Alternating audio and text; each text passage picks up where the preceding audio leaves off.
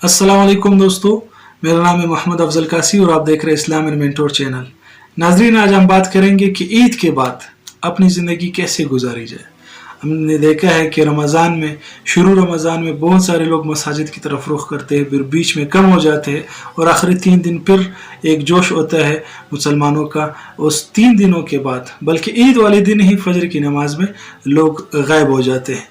मुश्किल एक सफ़ होती है मस्जिद में, तो ऐसा नहीं करना चाहिए। अब किस तरह अपने ईद के बाद भी अपनी रूटीन बरकरार रखे और अपने 5 वक्त की नमाज हमें पढ़नी चाहिए। सबसे पहला काम तो ये कर ले कि अजान के साथ अपनी नमाज के औकात को पाबंदी कर ले। जैसे ही अजान हो जाए हम फ़ौरन मस्जिद की तरफ मुतवज्जे हो जाए और नमाज की तरफ हम चले जाएं। ये काम हमने करना है और अपने डेट को अपने इस्पारे के साथ बराबर कर ले। यानी 1 तारीख को हमारा एक इस्पारा ख़त्म हो जाना चाहिए, 2 तारीख को दूसरा इस्पारा, 3 तारीख को तीसरा इस्पारा कुरान की तिलावत। अगर हम पूरा इस्पारा नहीं पढ़ सकते तो कम से कम आधा पढ़ ले। इस तरह 2 महीने में कुरान ख़त्म हो जाएगा। कुरान मजीद का ख़त्म करना 2 मरतबा पूरे साल में ये कुरान का हक है। अगर कोई शख्स इतना भी नहीं करता, ये कम अज़ कम है, तो वो शख्स गुनहगार होगा। हदीस में आता है कुरान हुज्जतुल लक औ अलैक, ये कुरान तुम्हारे लिए तो सिफारिशी होगी या तुम्हारे खिलाफ झगड़ेगी।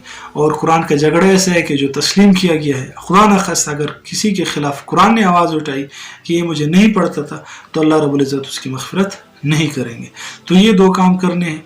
तीसरा काम, कोशिश कर ले, आजकल बहुत ही सख्त वबा फैली हुई है, मरीज़ हर तरफ है, लोग मर रहे हैं, तो रोज़ाना सदका किया करें। कम से कम 1 रुपया हो तो 1 रुपया हम सदका करें। अपने घर में एक बॉक्स रख ले, एक बोतल रख ले, उसमें जब भी आपको मौका मिले 1 रुपया खुद भी डाले, बच्चों की तरफ से भी उनको भी कहे कि वो भी उसमें डाल दे, ताकि उनको भी आदत पड़ जाए सदका करने की। और हदीस में आता है कि सदका बुराई के 70 दरवाज़ों को रोक देते हैं, बंद कर देते हैं, और सदका बला को टाल देती है। ये 3 काम हो गए। चौथा काम आप ये करें कि अक्सर हम में से अक्सर लोग ऐसे हैं कि उनको पता ही नहीं है कि वो ज़िंदगी में करने क्या चाहते हैं। तो हमें चाहिए कि अपनी ज़िंदगी के तमाम ख्वाहिशात, जो हम करना चाहते हैं, जो हम ख़रीदना चाहते हैं, उसकी एक फ़हरिस्त बना लें और फिर उस फ़हरिस्त से हम वो काम हम मुंतखब कर लें जो हम इस साल में हम कर सकते हैं। फिर उस साल से हम फ़हरिस्त मुंतखब करके इस महीने की फ़हरिस्त बनाएं, महीने से फिर हफ्ते की, हफ्ते से फिर दिन की।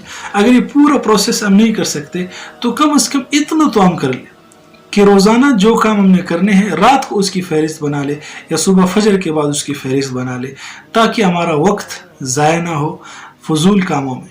और एक काम हम ये कर ले कि ईद के बाद हम अपने दोस्तों का जायज़ा ले कि मैं किसके साथ उठ रहा हूँ और बैठ रहा हूँ। क्योंकि लाइफ स्किल्स की जो माहिरीन हैं वो कह रहे हैं कि आप अपने 5 दोस्तों के नाम और काम हमें बताएं।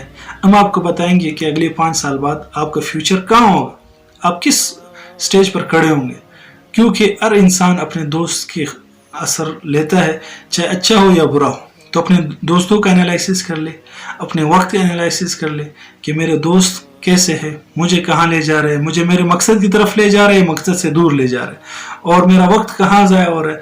इन सब का एनालिसिस करने के बाद एक शेड्यूल बना ले, टाइम टेबल बना ले, और ईद के बाद भी अपने अल्लाह को हम राज़ी करने वाले बन जाए। जिस तरह रमज़ान में हम मस्जिद में जाते थे, इसी तरह ईद के बाद भी हम जाने वाले बन जाए और अपने आत और ज़बान से अपने दूसरे दोस्त को, मुसलमान को तकलीफ़ न पहुँचाए, किसी भी इंसान को तकलीफ़ न पहुँचाए। ये काम जब हम करेंगे तो हम जन्नत का मज़ा इस दुनिया में महसूस करेंगे। उम्मीद है कि ये वीडियो पसंद आई होगी और उम्मीद है कि इन बातों पे मैं खुद भी अमल करूँगा और आप हज़रात भी अमल करेंगे। और इस वीडियो को आगे शेयर कर लें ताकि आपका भी सदका जारिया में हिस्सा हो। और अल्लाह रब्बुल इज़्ज़त ने अगर इसमें कोई अच्छी बात करने की तौफीक अता फरमाई तो अल्लाह की तरफ से, मेरा कोई कमाल नहीं है। अगर कोई गलत बात है तो मेरी नफ्स की शरारत है, शैतान की शरारत है। अल्लाह मुझे माफ़ फरमाए। और चैनल को सब्सक्राइब नहीं किया तो सब्सक्राइब कर ले। जज़ाकुमुल्लाहु खैर व अहसनुल जज़ा। अस्सलामु अलैकुम।